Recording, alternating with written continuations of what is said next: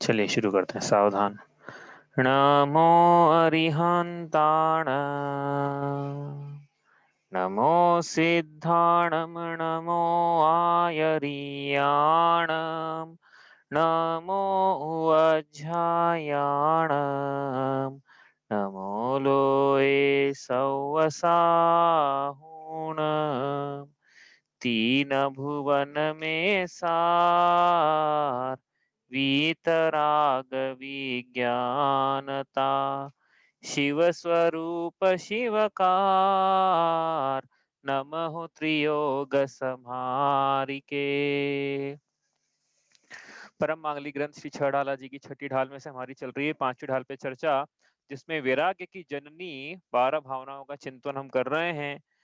करना तो ये चिंतन किसे है, सभी को है, लेकिन यह जो भूमिका चल रही है दूसरी प्रतिमाधारी जीव, जिसके संयम है, गृहस्थ सम्यक दृष्टि है, जिसके देश संयम में पांचवा अनुष्ठान है, वो मुनि दीक्षा नहीं ले रहा है।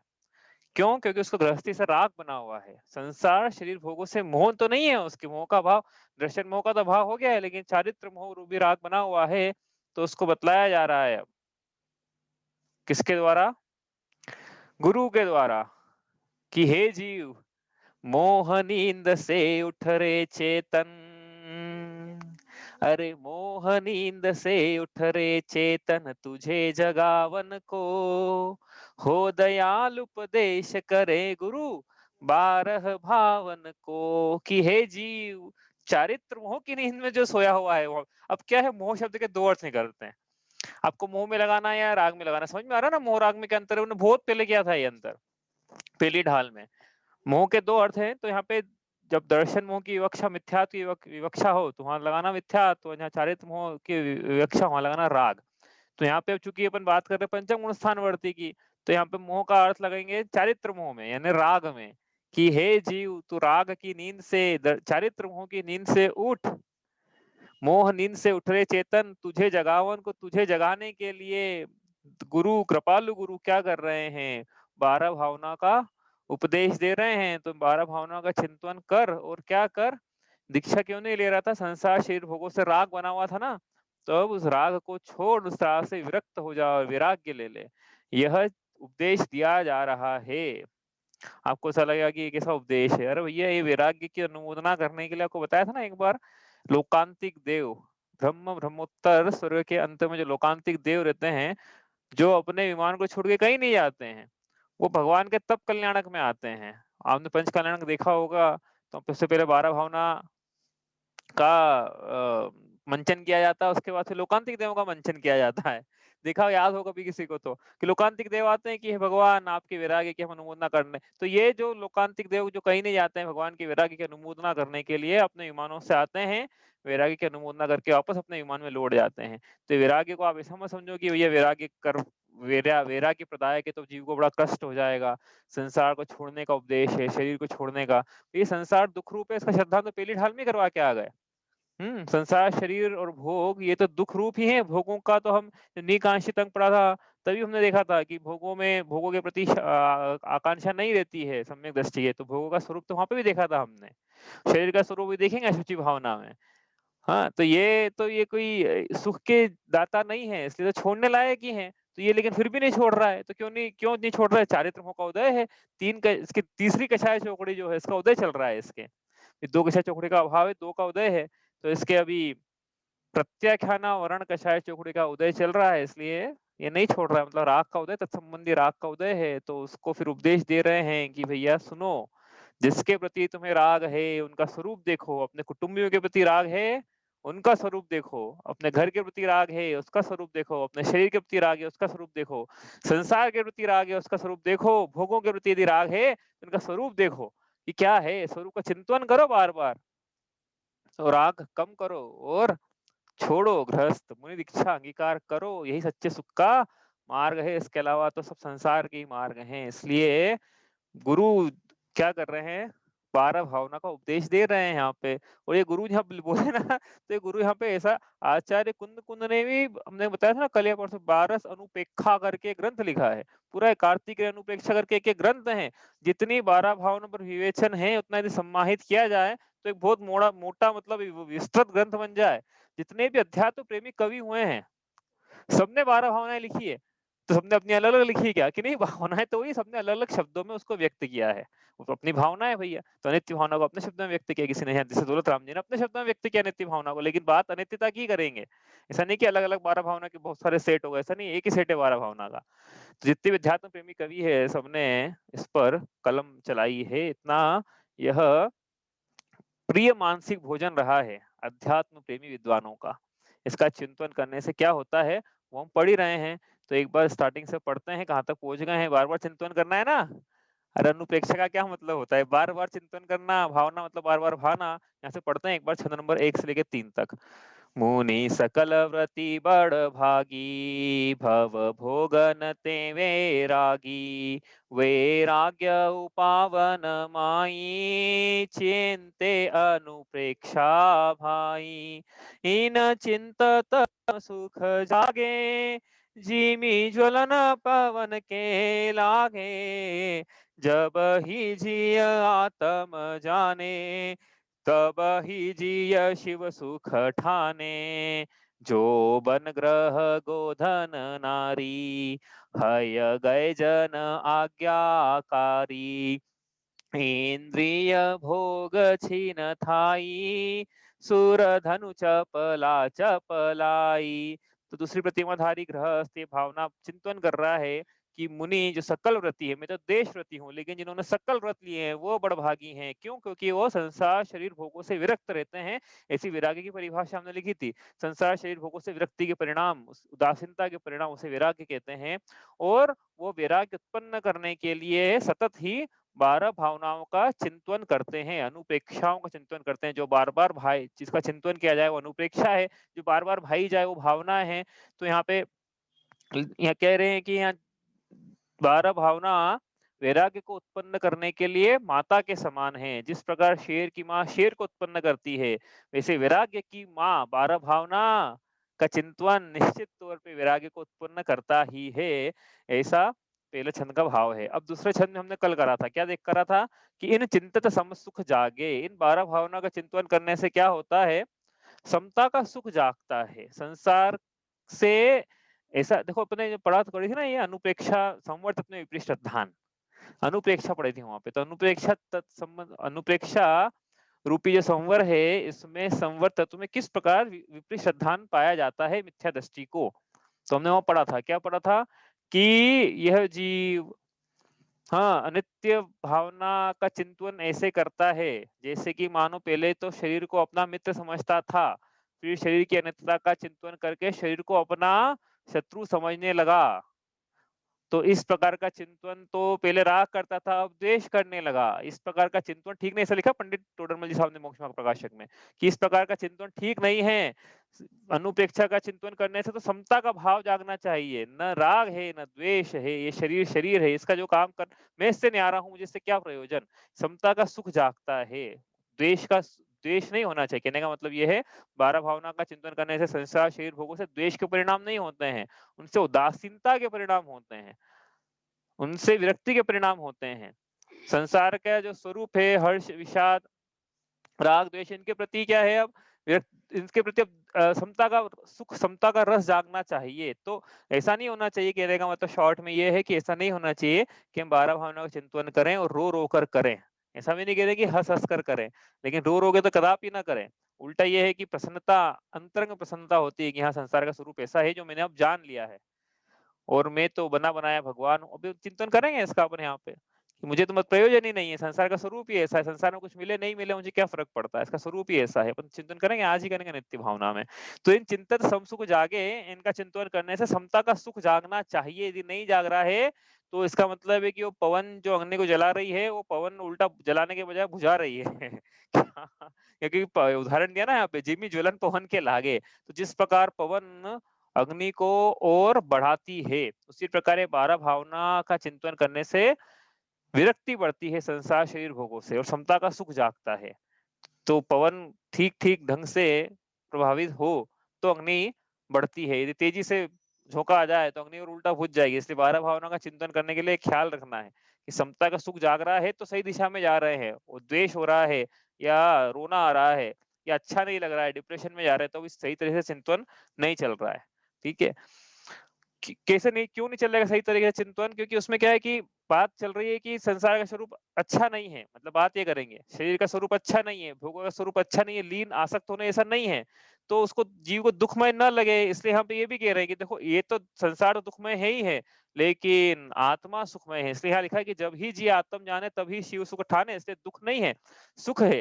कौन सा सुख है? सच्चा सुख है, मोक्ष का सुख है। आत्मा को जानने से मोक्ष का सुख होता है, इसलिए संसार से दृष्टि हटेगी, तब आत्मा पे लगेगी। एक बार फिर से, संसार शरीर भोगों से, पूरी सृष्टि से दृष्टि हटेगी तो ही तो आत्मा पर लगेगी।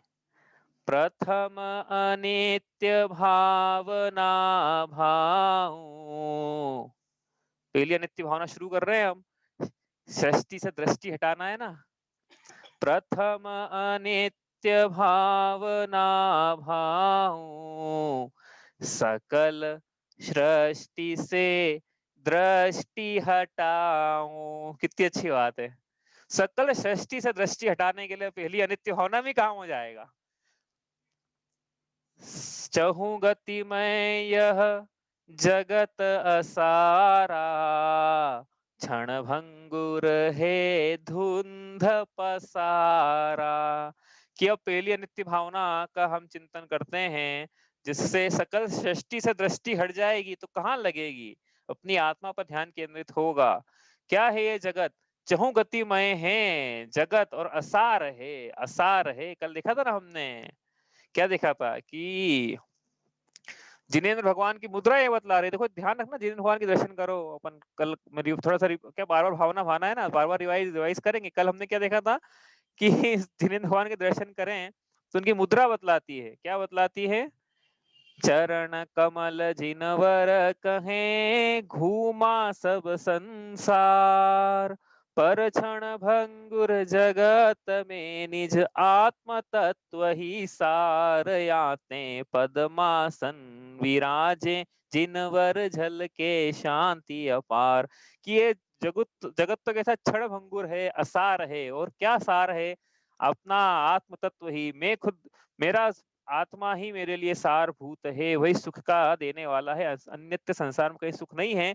इसलिए सकल सृष्टि से दृष्टि हटाकर उन्होंने क्या करा? पद्मासन विराज गए। उनको चरण कमल, उन लोग क्या है कहने का मतलब, चरण कमल थाम लिया उन्होंने, कहीं नहीं घूमना हमको, हमने समस्त संसार घूम लिया, सबका सब असार निकला, जगत में कहीं भी सुख का देने वाला कोई नहीं निकला। तो फिर क्या निकला? सार निकल के क्या आया? तो संसार घूम लिया। तो समरी बताओ एक लाइन में पूरे सार की, कि आत्मानुभूति ही सार है, स्व संवेदन ही सार है, आत्मा में आत्मा की लीनता ही सार है। ये जिनेंद्र भगवान की मुद्रा संदेश दे रही है। लोचन द्वय जिनवर कहें देखा सब संसार, पहले तो चरण कमल संदेश दे रहे थे, अब भगवान के नेत्र वो भी संदेश दे रहे हैं कि हमने सब क्षण भंगुर संसार देख लिया। लोचन द्वय जिनवर कहें देखा सब संसार, पर क्षण भंगुर जगत में निज आत्म तत्व ही सारयाते, नासाग्र दृष्टि विराजे जिनवर झलके शांति अपार। हमने पूरा संसार देख लिया, केवल ज्ञान होने के पहले ही हमने देख लिया था अलग अलग पर्यायों में जाके। इसे भगवान की मुद्रा बतला रही है। इसलिए अब क्या, कहीं हमको देखने लायक रस नजर ही नहीं आया कहीं, तो हमने तो अब क्या करा? आधी आंखें खुली है, आधी बंद है। आधी आंखें खुली है जो बता रही है कि संसार की, हमने बचपन में पढ़ा था ये तमाशा मंदिर में, भगवान की, भगवान के नेत्र आधे खुले हुए क्यों हैं, आधे बंद क्यों हैं? भगवान के नेत्र ये बतला रहे हैं, आधे बंद नेत्र ये बतला रहे हैं कि हमने संसार से अपनी दृष्टि बंद कर ली, संसार में कहीं भी सार नजर नहीं आया। लेकिन आधे खुले हुए हैं, वो ये बतला रहे हैं कि हमने अपने अंतर में दृष्टि रखी हुई है, अंतरंग में दृष्टि रखी हुई है। बाहर से दृष्टि बंद है, अंतरंग में दृष्टि रखी हुई है, इसलिए आधे बंद है आधे खुले हुए हैं। दिगंबर जैन प्रतिमाओं की बात कर रहे हैं यहाँ पे। बाहर दिखने लायक कुछ नहीं है, इसलिए श्वेतांबर जैन मंदिर देख के आपको ऐसा लगता है कि क्या क्या देख रहे हैं बाहर, नेत्र को खुले हुए रखे हैं। कुछ है ही नहीं देखने लायक तो। ठीक है, तो अपन को किसी का कुछ बोलना नहीं है, लेकिन आप बता रहा हूँ, मैं तो भाव बता रहा हूँ कि ऐसा धीरेन्द्र भगवान के दर्शन करके समझ में आना चाहिए संसार का स्वरूप, कि संसार क्षण भंगुर है। क्षण भंगुर से अपना निकाला था ये, क्षण भंगुर है। क्षण भंगुर मतलब नष्ट हो जाता है। जो क्षण भंगुर का मतलब क्या है कि जो नष्ट हो जाता है थोड़ी देर में नष्ट हो जाएगा, एक क्षण में जो नष्ट हो जाए वो क्षण भंगुर।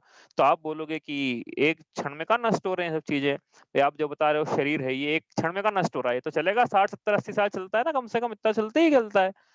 और ये घर भी चलेगा इतना ही, जब तक हमें तब तक चलेगा कम से कम, या जो जो भी संयोग हुए हैं क्षण में तो कुछ नष्ट नहीं होता। और यहाँ आप बोल रहे हो क्षण भंगुर है, तो ये बात हजम नहीं हो, डाइजेस्ट नहीं हो रही है। तो ये इसलिए डाइजेस्ट नहीं होती है ये कि ये जो आत्मा है ये अनादि काल से है, अनंत काल तक रहेगा, इसकी प्रतीति नहीं हुई है अभी तक। यदि इसकी प्रतीति हो जाएगी तो ये 60 70 साल उस अनंत काल के आगे एक क्षण से भी बहुत बहुत बहुत कम है। कहाँ तो अनंत काल, मतलब ऊपर लिखना न्यूमरेटर में 60 साल और नीचे लिखना अनंत काल, तो जो निकल के आएगा ना वो एक क्षण से बहुत कम रहेगा, बहुत कम रहेगा। मतलब 60 year into 365 into 84,600 second divided by करना ये अनंत काल, तो कितना, एक सेकंड से भी कम समय है। तो ये एक सेकंड से कम का मतलब एक क्षण से भी कम के संयोग है सब। ये कौन कौन से संसार शरीर भोगों के और क्या क्या किन भोगों के जहाँ लिखा हुआ है यहाँ पे सबके, इसलिए ये सब क्षण भंगुर है ऐसा कहना चाह रहे हैं। वो उतना पूरा काल लेना तो क्षण भंगुरता इनकी भाषित होगी। अब इस संसार में होता है क्या कि एक मतलब हमको 60 साल जीना है मान लो, तो एक सेकंड के लिए कुछ हो जाए उसके लिए हम कितना विकल्प करेंगे। एक सेकंड कुछ होता हो, मतलब हमारा 60 साल का जीवन है मान लो, 60 साल के जीवन में एक सेकंड के लिए कहीं कुछ हो रहा हो तो हमें कितना विकल्प आएगा उसका। एक सेकंड के लिए कुछ चूक जाए, एक से एक सेकंड दर्द होगा उसका, कितना विकल्प करेंगे हम उसका, कितना करेंगे विकल्प। हाँ, ज्यादा नहीं करेंगे, वो तो होगा और चला जाएगा, पता भी नहीं पड़ेगा। तो यही पूरा अनंत काल में 60 साल के संयोग मिले, इसके लिए कितना विकल्प करें और कितना इसमें रचे। इसलिए क्या है, रचने लायक नहीं है, छोड़ने लायक है। बार बार बात तो यही चलेगी, क्योंकि 12 भावना है ना, वैराग्य की जननी है, छोड़ने पर बल देगी कि संसार को छोड़ो, शरीर को छोड़ो, वैराग्य दीक्षा लो, अंगीकार करो, आत्मा में रम जाओ। दीक्षा बार बार प्रेरणा तो यही है यहाँ से, क्योंकि प्रेरणा दे रहे हो दूसरी प्रतिमाधारी को कि भैया सुनो ये संसार का स्वरूप ऐसा है। तो इसलिए क्षणभंगुर का मतलब समझ में आया, क्षणभंगुर क्यों कह रहे हैं। क्योंकि ये इतने अनंत काल आत्मा का अस्तित्व रहेगा, उसमें ये जो मिला है संयोग ये तो छोटा सा ही है। क्षण इसलिए एक, जैसे कि मान लो कि अनंत काल में ये 60 साल एक क्षण के बराबर है, सागर में एक बाल्टी भरोगे तो बूंद बूंद के बराबर है, छोटी सी। हम्म तो इस प्रकार से ये क्या बता रहे हैं यहाँ पे कि ये सब क्षणभंगुर है। और भी हमने क्षणभंगुर और भी सब भी अनित्य भावना का जब चिंतन करते हैं तब कवियों ने क्षणभंगुर ही शब्द का इस्तेमाल किया है। भव वन में जी भर घूम चुका, कण कण को जी भर भर देखा, मृग सम मृग तृष्णा के पीछे, मुझको न मिली सुख की रेखा। इसके बाद वाला है, इस अनित्य होना तो इसके बाद वाली हो, ये तो प्रस्तावना थी। झूठे जग के सपने सारे, झूठी मन की सब आशाएं, तन जीवन यौवन अस्थिर है। इसके बाद क्या लिखा है, क्षण भंगुर पल में मुरझाए। क्या लिखा है, झूठे जग के सपने सारे सारे, ये अब क्या है वो क्षण भंगुर के आगे अब कितना विकल्प करे, झूठा साबित हो गया पुरुषार्थ। एक एक समय का एक सेकंड का पुरुषार्थ करा यदि 60, तो वो झूठे साबित हो, कोई मतलब ही नहीं था उसका। झूठे जगह के सपने सारे, झूठी मन की सब आशाएं, संसार शरीर भोगों से कुछ आशाएं लगाएं कि हमें सुख की प्राप्ति होगी, वो सब झूठी साबित हुई, क्योंकि इनका संयोग ही अनित्य है। जब इनके संयोग अनित्य है तो ये मुझे नित्य शाश्वत सुख कैसे देगी। इसलिए सब झूठे हो गए सारे पुरुषार्थ, झूठे जितने भी सपने देखे मैंने संसार में सुखी होने के, जितने पुरुषार्थ किए मैंने, सब निष्फल साबित हुए। क्यों, क्योंकि तन यौवन जीवन अस्थिर है। जो ये तन है, यौवन है, जीवन है, सब अस्थिर है। क्षण भंगुर पल में मुरझाए, क्षण भंगुर में ये मुरझा जाता है, विनाश को प्राप्त हो जाता है। तो ये क्षण भंगुर का प्रसंग हर जगह लिया है। इसलिए अनित्यता मतलब क्या होता है, इसका मतलब समझ में आ गया। अनित्य मतलब क्या, तो क्षण भंगुर है, लिख लियो आप चाहो तो। अनित्य का मतलब क्या है, जो नाशवान है, जो नश्वर है, जिसका विनाश हो जाता है, जो बदल जाता है, जो स्थिर नहीं रहता है, वह अनित्य है। तो अनित्यता मतलब क्या, अनित्य लिखना है हमको, अनित्य। तो अनित्य मतलब, क्योंकि अपन भावना पढ़ रहे हैं ना, तो अनित्य का मतलब पता होना चाहिए। अनित्य मतलब नश्वर, नश्वर मतलब नाशवान, अस्थिर, परिवर्तनशील। हाँ, ये है अनित्य, जो नाश, इसका नाश हो जाए। तब बोलोगे कि नाश हो जाए, ऐसा कैसे? यहाँ देखो, अनित्य समझ में आ गया ना, अनित्य का मतलब ये होता है। अब यहाँ क्या लिखा है लेकिन इन्होंने अनित्य में उदाहरण क्या क्या दिया, क्या क्या अनित्य है? जोवन मतलब यौवन, ग्रह, यहाँ धन लिखा है तो अपन धन ले लो, चलो धन, या ग्रह, या पशुधन, या नारी यानी कुटुंबी, और घोड़े, हाथी, और आज्ञाकारी नौकर, और इंद्रियों के विषय भोग, यह सब क्षण भंगुर हैं, मतलब ये सब नष्ट हो जाते हैं, नाशवान हैं। हाँ, तो नष्ट हो जाते हैं क्या बताओ? नष्ट हो जाएंगे ये, हाथी नष्ट हो जाएगा, धन नष्ट हो जाएगा। सोने का सिक्का है मान लो धन के रूप में हमारे पास में, तो क्या वो सोने का सिक्का नष्ट हो जाएगा? बताओ, आपको बताना है। सोने का सिक्का नष्ट नहीं होगा, अपन हाँ सब नष्ट हो जाएंगे और वो यही धरा रह जाएगा। हाँ, ठीक है ये उत्तर तो, एक तरह से ठीक है ये उत्तर। और हाँ देखो, इसको क्या थोड़ा अपन बोले तो इस ढंग से इसको रिफाइन करके बोले तो ऐसा है कि सोने का सिक्का भी नश्वर। अब देखो बोलना क्या है यहाँ पे, सोने का सिक्का एक द्रव्य है, द्रव्य है ना भाई, पौद्गलिक है, 6 द्रव्यों में से एक द्रव्य है, वो भी है पुद्गल। अब जो भी द्रव्य होता है वह अनेक धर्मात्मक होता है। अनेक धर्मात्मक क्या होता है, हमने दूसरी ढाल में पढ़ा था, जब हमने एकांतवाद पढ़ा था, तब वहां पे उदाहरण भी यही दिया था बार बार, कि आत्मा नित्य है कि अनित्य है, ये आपसे पूछा था।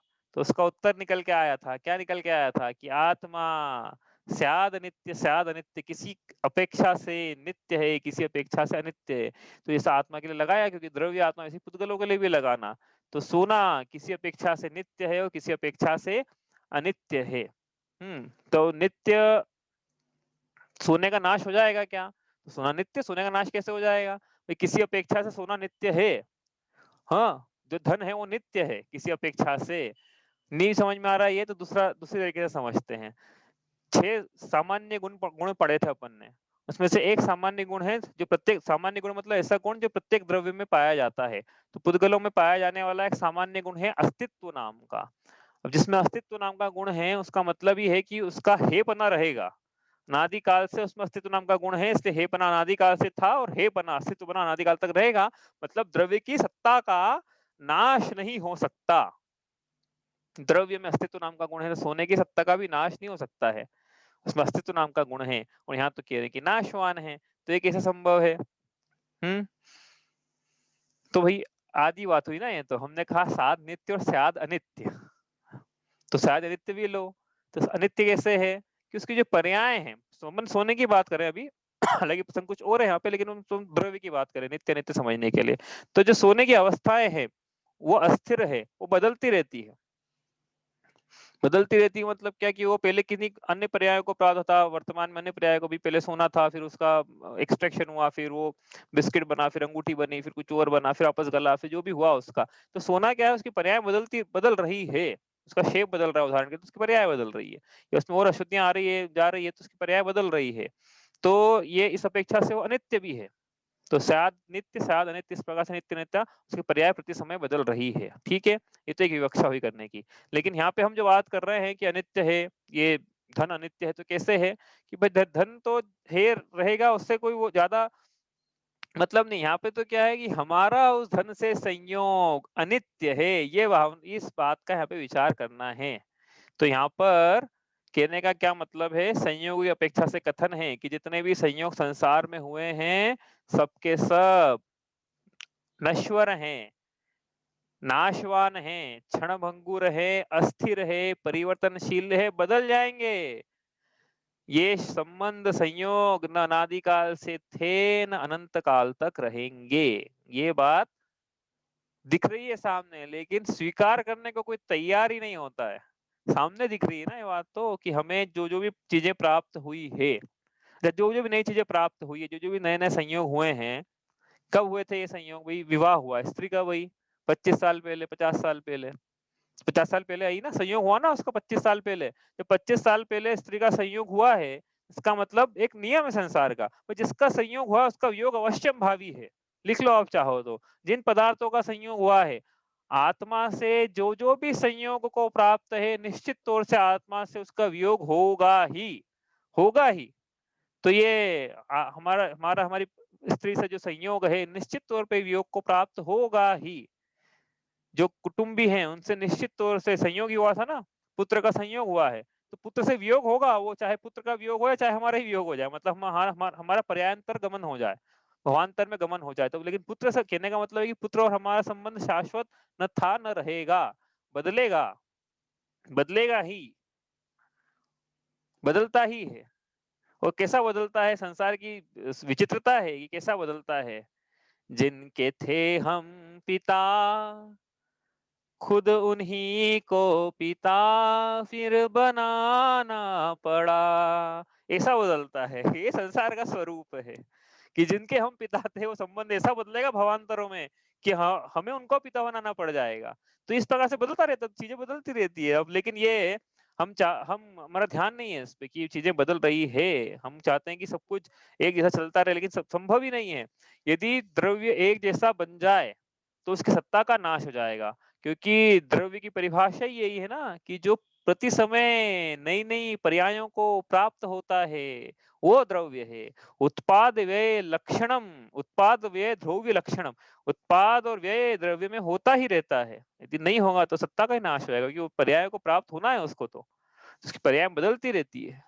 तो ये इसका क्या मतलब है कि जितने भी संयोग हुए हैं, नित्यता, यहाँ पे अनित्यता का विचार कर रहे हैं ना, तो पर्यायों की अपेक्षा से कथन कर रहे हैं यहाँ पे कि जिन भी पदार्थों का हमसे संयोग हुआ है उनकी पर्याय ऐसी जो हमारे प्रदेशन में है, मान लो, तो उनका अब हमसे वियोग होगा, उनकी पर्याय बदल जाएगी, हमारी पर्याय बदल जाएगी। हमारा मतलब से वियोग हो जाएगा, मतलब संयोग रूपी पर्याय जो थी वो वियोग रूपी हो जाएगी। हमारे से संयोग था ना उन पर्यायों का, वो वियोग को प्राप्त हो जाएगी सारी पर्याय। तो यहाँ लिखा है कि जी जोबन धन ग्रह गोधन नारी हाथी घोड़ा आज्ञाकारी नौकर इंद्रियों के विषय भोग, ये उसी प्रकार से क्षण भंगुर हैं। जिस प्रकार से क्षण भंगुर लिखा है यहाँ पे, नश्वर है, नाशवान है, अनित्य है, शाश्वत एक जैसे हमारे साथ रहने वाले नहीं है, ठीक उसी प्रकार क्षणभंगुर है जिस प्रकार इंद्रधनुष कितनी देर के लिए निकलता है आसमान में, कितनी देर के लिए निकलेगा।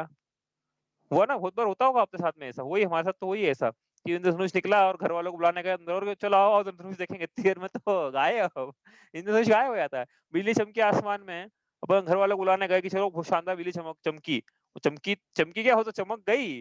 तो इतनी देर के लिए रहते हैं जितने भी लिखे ना यहाँ पे, उस अनंत काल शाश्वत आत्मा में ये जो संयोग है थोड़ी सी देर के लिए क्षण भंगुर हैं, ऐसा यहाँ पे कह रहे हैं। और सिर्फ यहाँ पे ऐसा ऐसे यहाँ पे तो लिखा ही है, और क्या क्या लिखा है छड़ाला में, और भी लिखा है, यही नहीं लिखा है। ये सब जो लिखे ना एग्जाम्पल्स पहले भी कहीं लिखे हुए, कहाँ कहाँ लिखे हुए हैं।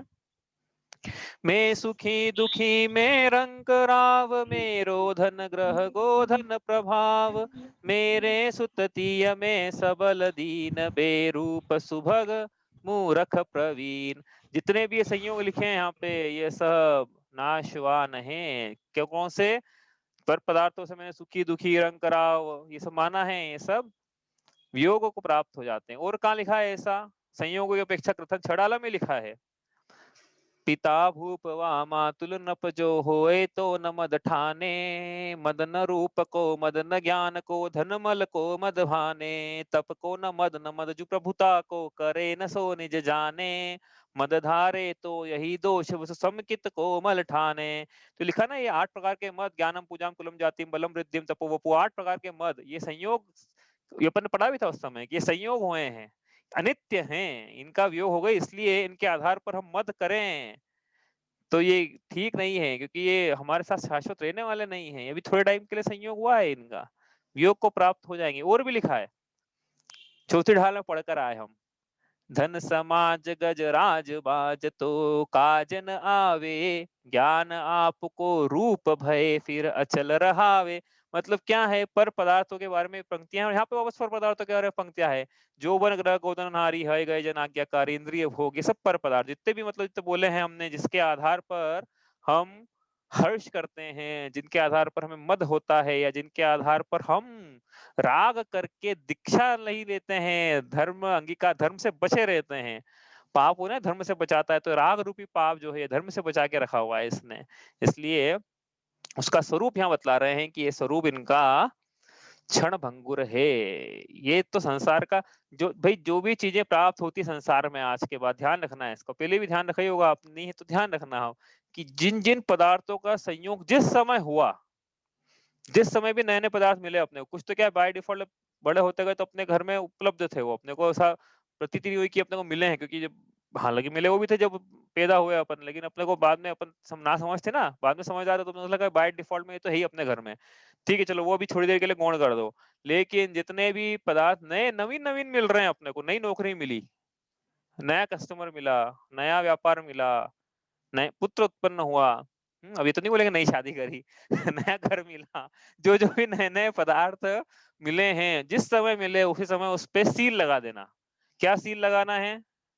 क्या सील लगाना है कि ये अनित्य हैं, यह अनित्य हैं, यह नौकरी जो हम अभी कर रहे हैं यह अनित्य है। अनित्य है मतलब एक दिन छूट जाएगी।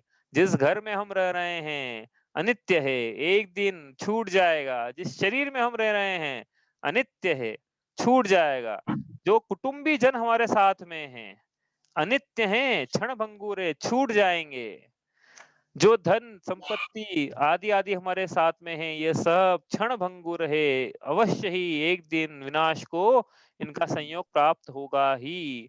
कुछ पूछना है क्या किसी को? मुझे लगता नहीं कुछ पूछना होगा, इसलिए मैं म्यूट कर देता हूँ। हाँ तो ये इस पर सील लगा देना सब, क्या कि सब अनित्य है, अनित्य है, ये अनित्य है, ये अनित्य, छूटेगा छूटेगा छूटेगा, एक दिन छूटेगा ही छूटेगा। अनित्य भावना को जीना होगा यदि हमें तत्व समझना है तो, यदि हमें धर्म के मार्ग पर आगे चलना है तो, यदि हमें राग कम करना है तो, यदि हमें आसक्ति कम करनी है संसार शरीर भोगों से, धर्म का अपनाना है, वीतरागता की प्राप्ति करनी है, जो कि सारभूत हम कह के आते हैं रोज, ये तो तीन भुवन में सार वीतराग विज्ञान था। यदि राग वीतरागता की प्राप्ति करनी है तो नित्य भावना का नित्य स्मरण करना चाहिए।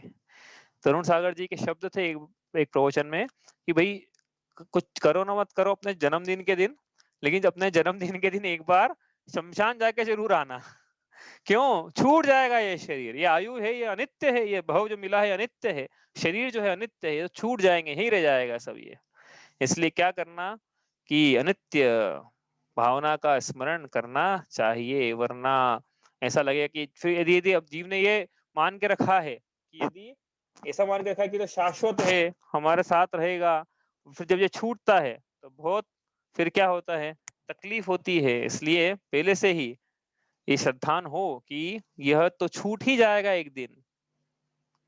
भाई ऐसा कोई नहीं हुआ जिसके घर में कुछ किसी प्रकार का वियोग नहीं हुआ।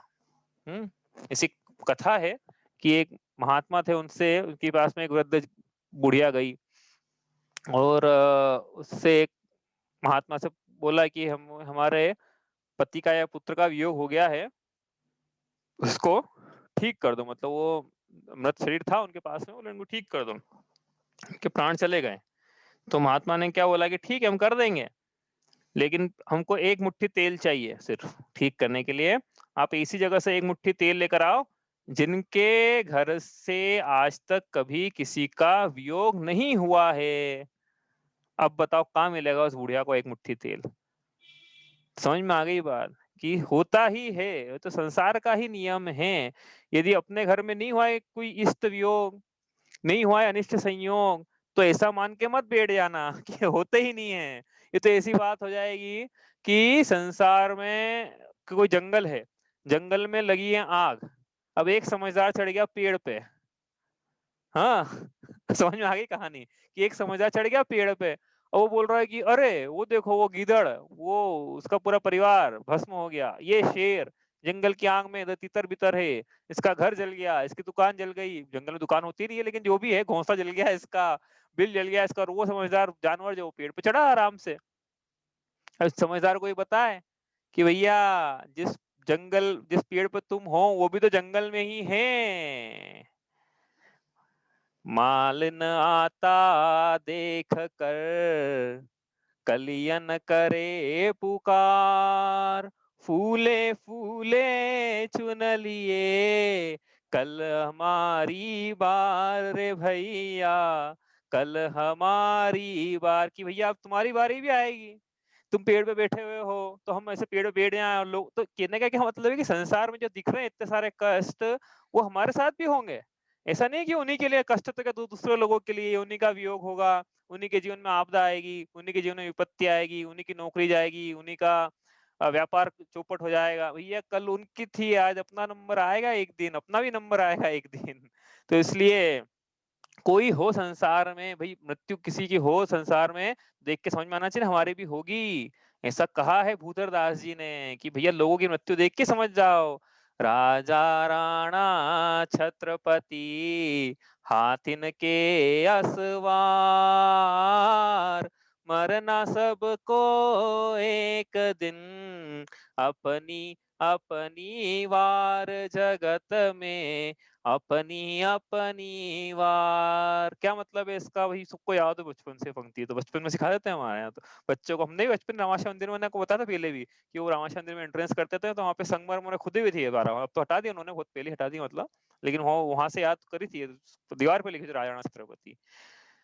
बच्चों को याद कराने लायक है क्या कि राजा हो या राणा हो, किसी सूबे का कोई सरदार, उसको राणा बोलते हैं। जैसे महाराणा प्रताप थे मेवाड़ के, कुंभलगढ़ फोर्ट के, मेवाड़ प्रांत के। तो महाराणा प्रताप जो राजा हो राणा हो, राजस्थान में और महाराष्ट्र में राजा की जगह राणा शब्द उपयोग होता है। राजा राणा, या फिर छत्रपति हो, राजाओं का भी राजा, बड़ा राजा हो, या उससे भी कोई बड़ा हो जो हाथी से नीचे नहीं उतरता। हाथी की सवारी, हाथी के असवार मतलब हाथी पर सवारी करने वाले, और हाथी पर सवारी राजा ही करते हैं, राजा महाराजा लोग। ठीक है, तो कोई भी हो, राजा हो, राणा हो, छत्रपति हो, हाथी पे सवारी करने वाला हो, लेकिन यहाँ क्या कह रहे हैं, मरना सबको एक दिन, अपनी अपनी वार, कि जब नंबर आएगा अपना, तब यह आत्मा यह देह छोड़ देगी। इस आत्मा का इस शरीर से संबंध अनित्य है। और भी देखेंगे कोई बचा नहीं पाएगा अशरण भावना में जब मृत्यु आएगी तब। इसलिए क्या के चिंतन क्या चल रहा है यहाँ पे, अनित्य भावना का चिंतन चल रहा है कि ये शरीर तो छोड़ेगा ही एक दिन अपने को। ये शरीर जैसे किराए का मकान रहता है ना, एक दिन छोड़ना पड़ता है।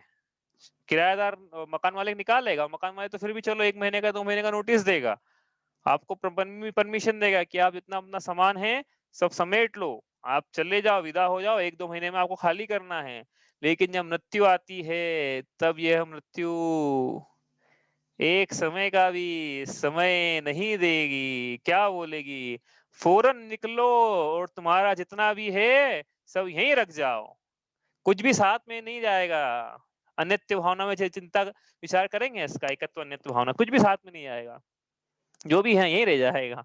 तो भी जो यहाँ रह रहा है वो छोड़ना ही है एक दिन, नहीं रह जाएगा। तो उसमें पूरा अपन जीवन समर्पित कर दें, और वो बिल्कुल एक क्षण के लिए जिनका संयोग हुआ है उनमें अपन पूरा जीवन समर्पित कर दें, और निज आत्मा पे जो शाश्वत हमारे साथ रहेगा। देखो यहाँ पे बता रहे ना कि यह अनित्य है, तो नित्य क्या है, नित्य अपना आत्मा है, ध्रुव त्रिकाली ध्रुव अपना आत्मा रहेगा, तो उसकी तरफ दृष्टि नहीं है। और जो पर्याय है जो अनित्य, उसकी तरफ दृष्टि है, तो एक ऐसी विचित्रता है। जो नश्वर है उसको हम जोड़ने में लगे हुए हैं, और जो शाश्वत हम स्वयं हैं उसकी तरफ ध्यान ही नहीं है। हम वो चीजें करना चाहते हैं जो कि हो ही नहीं सकती है। हम वो प्लॉट खरीदना चाहते हैं जो बिकाऊ ही नहीं है। हम वो मकान खरीदना चाहते हैं जो कि वो सामने वाला बेच नहीं रहा है, हम लेकिन फिर भी अपना विकल्प अपने कल्पनाओं में कि हमारे साथ इसका संयोग हमेशा बना रहे, तो ऐसा संभव ही नहीं है। इनका वियोग होता ही है। कोई ऐसा नहीं संसार में जिसको वियोग नहीं हुआ हो, चाहे तीर्थंकर ही क्यों ना हो, उनको भी वियोग होते हैं। तो इसलिए संसार का स्वरूप ऐसा है। कोई बोले कि भैया जब तक वियोग नहीं हुआ तब तक तो आनंद उठाने दो, तो चिंता मत करो, अभी एक एक करके हम आगे बढ़ेंगे इसमें, तो समझ में आएगा कितना इसमें आनंद आता है। कोई बोले यहाँ पे प्रश्न उठा सकता है ना कि चलो कुटुंबियों की बात कर रहे हो, जब वियोग होगा तब तक होगा, अरे जब तक नहीं है तब तक तो के लिए क्या है, उसके चिंतन मन विचार कल करेंगे, अनित्य भावना ही कल पढ़ेंगे, कहने का मतलब ये है। ठीक है, चलिए कोई प्रश्न है आपका? आपको कोई विचार हो तो विचार भी, देखो प्रश्न तो इसमें बहुत कम रहेंगे, लेकिन आपके कोई और विचार भी हो, पूरी हो जाएगी एक एक भावना, तब आप बना लेना लिस्ट कि हाँ भाई हमारे भी ये विचार चिंतन है, इसमें हमारा चिंतन ये चलता है, सबको लाभ होगा उससे। तो आप चाहो तो आप वो भी, जब नित्य भावना हो जाएगी अपनी दूसरी पे जाएंगे तब आप अपना चिंतन नहीं बता सकते हो कि हमारा ये चिंतन चलता है इसमें, ठीक है। चलिए इतना ही करते हैं।